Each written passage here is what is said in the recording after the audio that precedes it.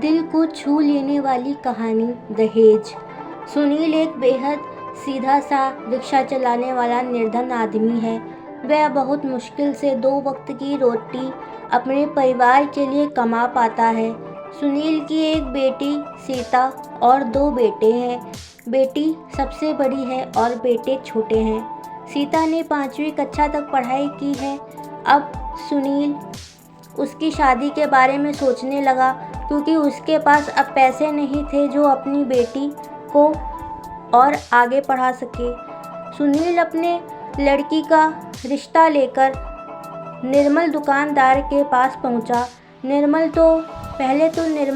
बहुत ही खुश हुआ, लेकिन जब सुनील ने उससे कहा उसके पास देने के लिए कुछ भी नहीं है, तो निर्मल के तेवर बदल गए और कहने लगा, मेरे पास तो बहुत ही ज़मीन, बड़ी सी दुकान। फिर उसने शादी करने से मना कर दिया। सुनील बहुत ही दुखी होकर मन से बहुत दुखी होकर वापस आ गया। सुनील जब घर आया तो सब लोग बहुत ही खुश थे और सोच रहे थे कि रिश्ता पक्का हो गया है, लेकिन बात तो कुछ और ही थी।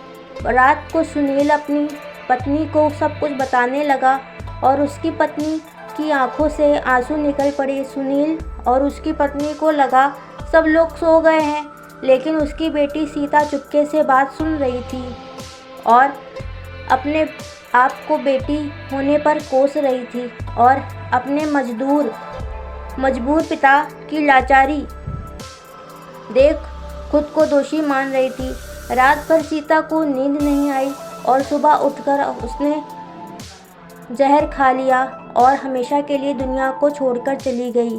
दोस्तों, ऐसी बहुत सी लड़कियां हैं और बहुएं हैं जो दहेज के लिए खुद को ख़त्म कर लेती हैं। हमें इस प्रकार की आवाज़ को उठाना चाहिए। धन्यवाद।